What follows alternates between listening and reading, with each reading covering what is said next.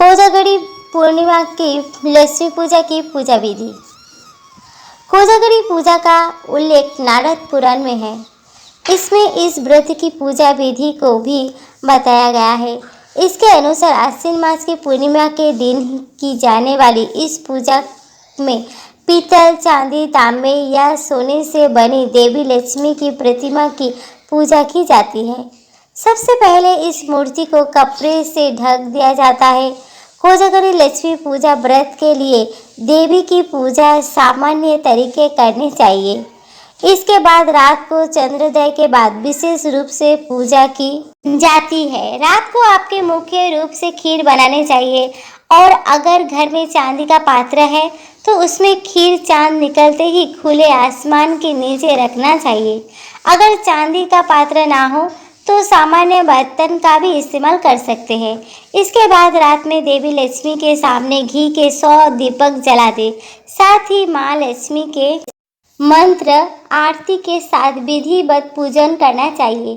कुछ समय बाद चाँद की रोशनी में रखी हुई खीर का देवी लक्ष्मी को भोग लगाने चाहिए। अगले दिन देवी लक्ष्मी की पूजा कर खोलना चाहिए। कोजागरी व्रत कथा। कोजागरी व्रत को लेकर भी विभिन्न क्षेत्रों में कई कथाएं प्रचलित है। इनमें से जो सबसे प्रचलित है कथा, हम आपको उसके बारे में बताते हैं। प्राचीन काल में एक साहूकार था जिसकी 2 बेटियां थीं। उनकी माता लक्ष्मी पर बड़ी आस्था थी और दोनों ही पूर्णिमा के उपवास रखती थी। साहूकार की बड़ी बेटी इस व्रत को पूरी करती थी और पूरे विधि विधान से संपन्न करती थी, लेकिन उसकी छोटी बेटी अज्ञानतावशत व्रत को अधूरा छोड़ देती थी। व्रत को अधूरा छोड़ने के कारण देवी लक्ष्मी उससे रुष्ट हो गई, जिससे साहूकार की छोटी बेटी के पुत्रों की मृत्यु होने लगी। जब भी वो किसी बच्चे को जन्म देती, उसके कुछ ही देर बाद उसके बेटे की मृत्यु हो जाती थी। साहूकार की छोटी बेटी इससे काफ़ी परेशान हो गई और उसने एक ऋषि को अपनी इस परेशानी के बारे में बताया। ऋषि साहूकार की छोटी बेटी को देखकर सारा माजरा समझ गए थे।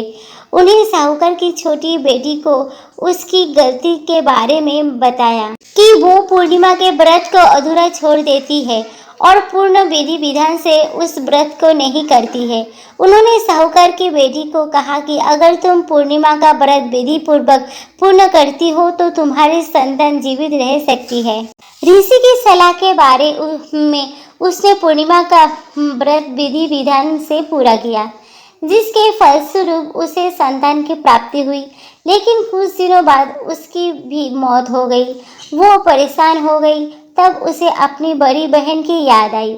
उसने लड़के को एक छोटी चौकी के आकार का लकड़ी पर लेटा दिया और उस पर कपड़ा ढक दिया।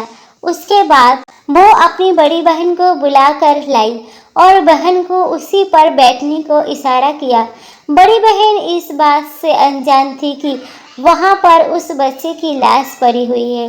वो जैसे ही उसे पीड़ा पर बैठने लगी, उसके लहंगा बच्चे को छू गया और बच्चा अचानक से जीवित हो उठा और रोने लगा। यह माजरा देख बड़ी बहन ने फटकार लगाते हुए कहा कि तुम मुझे कलंक लगाना चाहती थी, मेरे बैठने से ये मर जाता।